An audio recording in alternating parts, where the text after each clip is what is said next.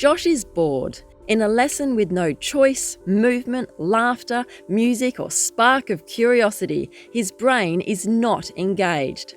He's running out of neurotransmitters, especially dopamine, so his electrical neural connections are slowed, and his learning and memory are severely limited.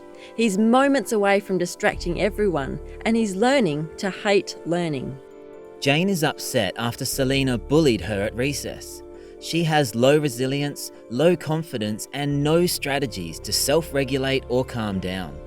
Her amygdala is wearing away and her frontal lobe is shutting down, making it hard to concentrate and learn new things. Meanwhile, Selena has no idea how her bullying has affected her own learning and well-being. Karina has a fixed mindset and gives up easily. She's worried and anxious about making mistakes and doesn't see the point in trying anything challenging. She'd rather waste time with her friends. She's unaware that struggling is a strength, and by embracing challenges, she'll feel happier, form new neural connections, and grow new branches from her existing neurons, making herself smarter. Sally was prevented from getting a good sleep last night. Her memories of what she was taught yesterday never got consolidated from her prefrontal cortex to long-term memory through her hippocampus. Her fight-or-flight amygdala is in superdrive, so she finds it hard to focus.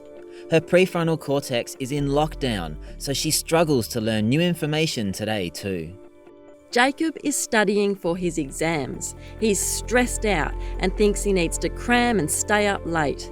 This makes him tired and anxious, turning off his prefrontal cortex, making it so much harder to study, remember, and not make mistakes.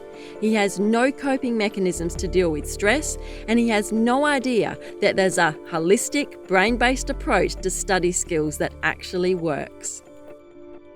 In fact, all of these students have problems that can cause teacher stress too.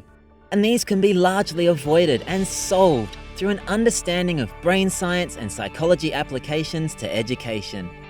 We are the Mind Brain Lady and the Mindful Man, and we have a combined 13 years of classroom teaching experience and professional learning.